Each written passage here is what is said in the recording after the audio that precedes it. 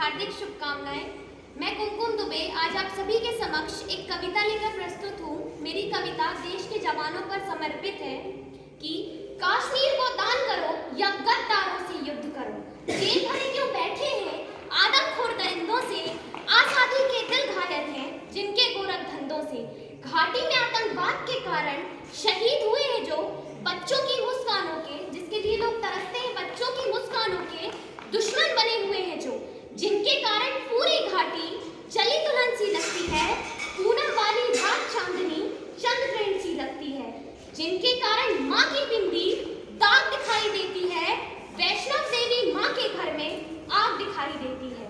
उनके पैरों बेड़ी जकड़े जाने में देरी क्यों है, उनके फन पर एड़ी रगड़े जाने में देरी क्यों है। वे घाटी में भारत के झंडे रोज जलाते हैं, सेना पर हमला करके खूनी फाग मनाते हैं। हम दिल्ली की खामोशी पर शर्मिंदा रह जाते हैं, वे भारत मुर्दाबाद बोलकर जिंदा रह जाते हैं। वे भारत मुर्दाबाद बोलकर जिंदा रह जाते हैं। जिनको माँ के बलिदानी बेटों से प्यार नहीं होगा, उन्हें तिरंगे को लहराने का अधिकार नहीं होगा। ऐसे ही एक कहानी है, सुनिएगा कि एक जवान युद्ध में शहीद हो जाता है। जब उसका पार्थिव शरीर लाया जाता है और उससे कफन हटाई जाती है तो देखा जाता है कि उस जवान का सर नहीं है। यह देखकर उसकी छोटी बहन अपने भाई के भूलने की आदत को याद करती है और कहती है कि दादी का दुलार भूला, बाबुल का प्यार भूला, मोतियों की माला मेरे लिए आज तक न लाया है, होली का रंग भूला, दीपों की उमंग भूला, राखी का त्योहार भैया बार बार विसराया है।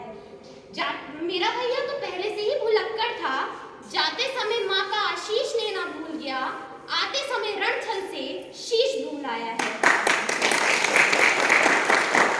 आते समय रणछल से शीश भूल आया है। उन बेटों की याद कहानी कहते कहते रोई हूँ, जिस माथे की कुमकुम बिंदी वापस लौट नहीं पाई, चूड़ी बिंदी पायल ले गई कुर्बानी की अमराई। कुछ बहनों की राखी जल गई है बर्फीली घाटी में, वेदी के गठबंधन मिल गए कारगिल की माटी में।